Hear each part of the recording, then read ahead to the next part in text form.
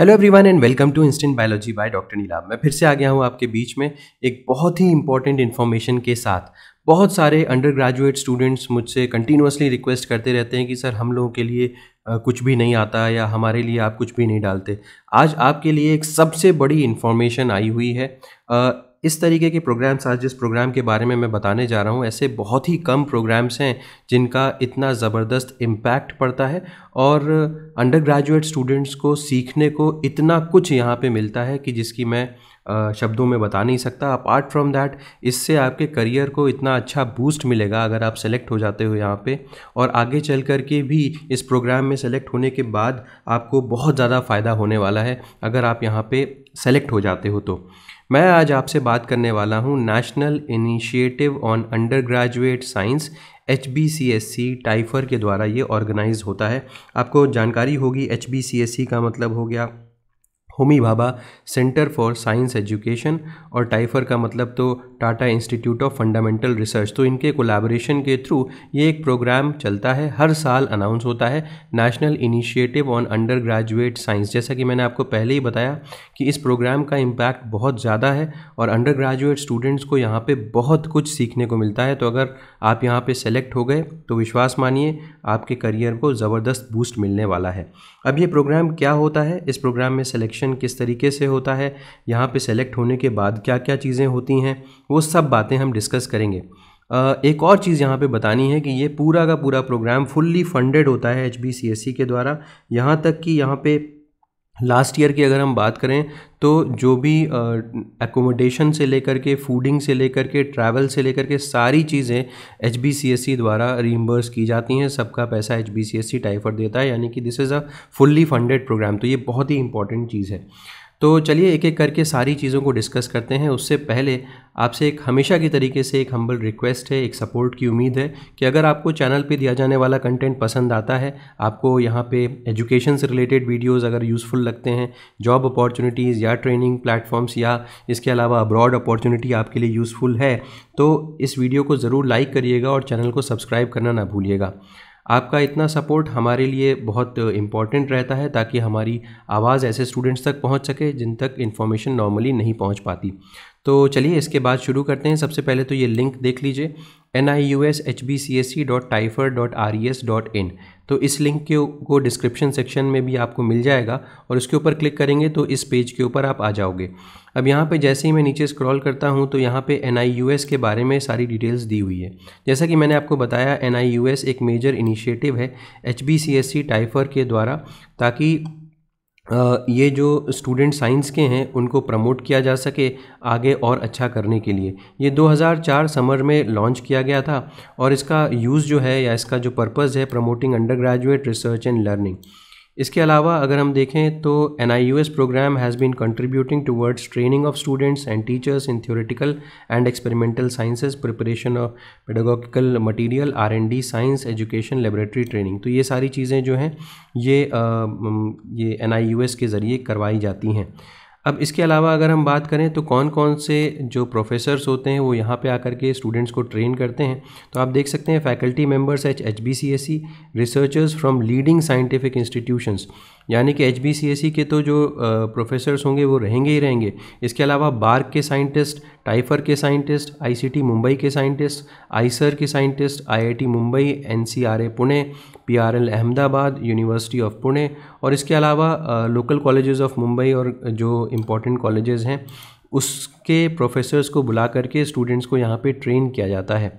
अच्छा, initially NIUS proto research projects में students को लिया जाता है और उसके बाद जो स्टूडेंट्स यहाँ पे सेलेक्ट हुए हैं उनमें से कुछ स्टूडेंट्स को फर्दर चूज़ किया जाता है 2 से 3 सेमेस्टर काम करने के लिए HBCSC के अंदर। तो अभी आगे उसके बारे में भी मैं बताऊँगा। तो NIUS स्टूडेंट कैंप्स के बारे में अगर हम लोग यहाँ पे देखें तो current structure of NIUS program for student consists of an exposure cum enrichment camp followed by 2 to 3 camps for completion of the project work। तो सबसे पहला यहाँ पे एक्सपोजर कम इनरिचमेंट कैंप के लिए यहाँ पे सेलेक्ट किया जा रहा है। एक्सपोजर कम एनरिचमेंट कैंप में जैसे कि मैंने आपको बताया अलग अलग साइंटिस्ट आपको आकर के गाइड करेंगे किस तरीके से काम करना है। उसके बाद इन स्टूडेंट्स में से जो यहाँ पे एनरिचमेंट कैंप में सेलेक्ट हुए उनमें से कुछ स्टूडेंट्स को सिलेक्ट किया जाएगा जो कि फर्दर 2 to 3 कैंप्स में आगे जा कर के अपना प्रोजेक्ट वर्क कंप्लीट करेंगे। Main aim of the exposure cum enrichment camp is to excite undergraduate students about basic sciences. तो इसका पर्पस सिर्फ इतना है ताकि आपको बेसिक साइंस के बारे में जानकारी दी जा सके। अब जैसे कि कौन कौन से एरियाज़ में यहाँ पे मेंशन्ड है। इसके अलावा अगर हम देखें at the end of the exposure camp, जिस चीज़ को मैं बार बार हाईलाइट कर रहा हूँ, एक्सपोजर कैंप के एंड में कुछ स्टूडेंट्स को सिलेक्ट किया जाएगा depending upon availability of mentors are selected for NIUS projects that continue for about 3 successive semesters or so। अब ये देखिए ये कितनी ज़बरदस्त आपके लिए चीज़ है कि 3 कंटिन्यूस सेमेस्टर्स तक आपको यहाँ पे काम करने का मौका दिया जाएगा। NIUS प्रोग्राम जो 2004 से लेकर के मार्च 2023 तक अभी तक चल रहा था उसकी डिटेल्स यहाँ पे पूरी की पूरी मेंशन्ड है, तो इसको आप चेकआउट कर सकते हैं। अब यहाँ पे तो ये सारी की सारी जो चीज़ें मैंने आपको बताई ये सारी की सारी फ्री ऑफ कॉस्ट होने वाली हैं, यहाँ तक कि लॉजिंग, फूडिंग वगैरह सारी चीज़ों का ख्याल जो HBCSE टाइफर ही रखने वाला है। अब यहाँ पे अगर हम डिटेल में जाएं कि कौन कौन से एरियाज़ में यहाँ पे जो सिलेक्शन है स्टूडेंट्स का वो होता है तो उसको देख लेते हैं। अगर देखें यहाँ पे तो national initiative on under graduate science NIUS biology, यहाँ पे मुझे सबसे पहले इसको क्लिक करना होगा। अब जैसे ही मैं यहाँ पे क्लिक करता हूँ तो मैं एक नए पेज के ऊपर रीडायरेक्ट हो जाऊँगा। तो आप देख सकते हैं national initiative on under graduate science NIUS biology 2025। ये जो बैच जिस बैच के लिए अनाउंसमेंट हो रहा है वो बैच यहाँ पे अनाउंसमेंट फॉर बैच नंबर 21 21वें बैच के लिए यहाँ पे अनाउंसमेंट हो रहा है। इसके अलावा अगर देखें तो NIUS biology programme is design to provide extended nurture and guidance to undergraduate students in biology. तो मैंने जैसे पहले ये बताया था कि UG स्टूडेंट्स बायोलॉजी के वो ही यहाँ पे अप्लाई कर सकते हैं। In this programme students will attend nurture camps organised by HBCSE TIFR Mumbai. तो ये मुंबई में होगा, ये बात भी तय हो गई। अब देख लेते हैं यहाँ पे एलिजिबिलिटी के बारे में। तो applications are invited for NIUS biology for the November 2025 batch. तो ये नवंबर 2025 बैच के लिए first year undergraduate students को इनवाइट किया जा रहा है। आप किसी भी स्ट्रीम के हों बायोलॉजी में, BSc या इंटीग्रेटेड MSc के, तो इंटीग्रेटेड MSc या BSc के होने चाहिए, फर्स्ट ईयर के स्टूडेंट्स होने चाहिए। और एलिजिबिलिटी क्राइटेरिया में क्या दिया हुआ है, आपके एटलीस्ट 60% मार्क्स या इक्विवेलेंट ग्रेड होना चाहिए class 10th and class 12th examinations में। एप्लीकेशंस ऑनलाइन मोड में ही अप्लाई करनी है और यहाँ पे कोई भी फ़ीस भी नहीं लगती अप्लाई करने के लिए, ये भी बहुत इंपॉर्टेंट चीज़ है। ये कैंप कब से कब तक होगा, ये एनरिचमेंट कैंप जो है वो 11 नवंबर से 18 नवंबर तक HBCSE मुंबई में होगा। और ये तो एक्सपोजर एंड एनरिचमेंट कैंप है वेरियस एरियाज़ ऑफ बायोलॉजी में। इसके बाद की बात मैं कर रहा था, डिपेंडिंग अपॉन कितने मेंटर्स हैं उसके बेसिस पे डिसाइड किया जाएगा कि कौन कौन से स्टूडेंट्स को चूज़ किया जाएगा आगे के 2 से 3 महीने के लिए। नेक्स्ट, अप्लाई करने के लिए यहाँ पे क्लिक करना है, click here to apply for NIUS biology 2025 batch. Last date of receipt of completed application 17 सितंबर 2025 है। तो अभी भी आपके पास अच्छा खासा टाइम है, लगभग 1 महीने से अधिक का समय है आपके पास। 17 सितंबर 2025 लास्ट डेट है इसकी। लिस्ट ऑफ सिलेक्टेड कैंडिडेट्स 10 अक्टूबर 2025 तक अपलोड कर दी जाएगी। अब अप्लाई करने के लिए कैसे करना है, यहाँ पे क्लिक कर सकते हैं और इसके बाद यहाँ पे आप देख सकते हैं, यहाँ पे सबसे पहले आपको अपनी एप्लीकेशन प्रोफाइल बनानी पड़ेगी, एप्लीकेंट प्रोफाइल बनानी पड़ेगी, जिसमें आपको अपना ईमेल आईडी वगैरह मेंशन करना पड़ेगा और फिर एक्टिवेशन लिंक आपके ईमेल आईडी के ऊपर फॉरवर्ड कर दिया जाएगा। इसके बाद आपको लॉगिन करना है अपनी रजिस्टर्ड ईमेल आईडी से और अपना एप्लीकेशन को सबमिट करना है।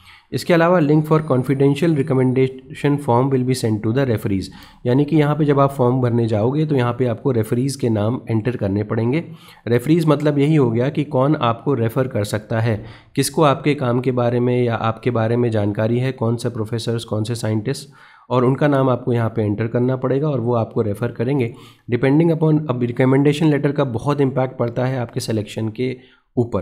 तो अगर आपका रिकमेंडेशन लेटर अच्छा लिखा हुआ है, जेनेरिक एकदम नहीं है, यानी कि एकदम जैसे जनरल रिकमेंडेशन लेटर होते हैं उस तरीके का अगर नहीं है, स्पेसिफिकली आपकी क्वालिटीज़ को हाईलाइट किया गया है, तो उसका बहुत अच्छा इम्पैक्ट पड़ता है और सिलेक्शन के चांसेस बढ़ जाते हैं। तो इसको लाइटली मत लीजिएगा। नेक्स्ट बात करें, मैंने आपको लास्ट डेट बता ही दी है। Before proceeding to the applying online please keep the following ready. इतनी चीज़ों की आपको ज़रूरत यहाँ पे पड़ेगी, तो ध्यान रखिएगा और इतनी चीज़ों को को का तैयारी रखिएगा और ताकि आप अपलोड कर सकें इनको। दूसरी चीज़, remind the referees to fill the online assessment before the deadline. मैंने डेडलाइन आपको बता दी है, अगर आपके रेफरीज ऑनलाइन असेसमेंट पूरा तब तक नहीं कर पाए तो फिर आपको सेलेक्ट नहीं किया जाएगा। और तो और ये भी बात ध्यान रखें कि हो सकता है रेफरीज़ का जो ईमेल है वो स्पैम फोल्डर में चला जाए। अगर वो स्पैम फोल्डर में चला गया तो फिर उनको नॉर्मल अपने इनबॉक्स में नहीं नज़र आएगा, तो इस चीज़ के भी रिमाइंडर आप बताते रहेंगे उनको। An application is considered complete only when necessary documents have been uploaded and confidential assessment form has been uploaded by the referees। ये बात हो गई।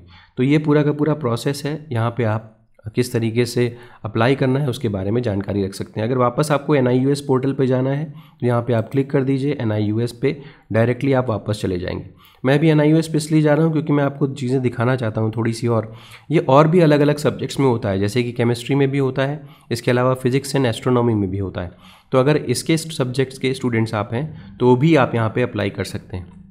नेक्स्ट अगर बात करें तो एक्सपेरिमेंटल फैसिलिटीज़ क्या क्या हैं, इसके ऊपर क्लिक करेंगे तो आपको यहाँ पे दिखाई देगा कि कौन कौन से यहाँ पे रिसर्च इंस्ट्रूमेंट्स हैं। तो देख सकते हैं बायोलॉजी में इतने सारे हैं, यहाँ केमिस्ट्री के दिए हुए हैं, तो ये काफ़ी सारे इंस्ट्रूमेंट्स यहाँ पे हैं जिस पे आप काम कर सकते हैं।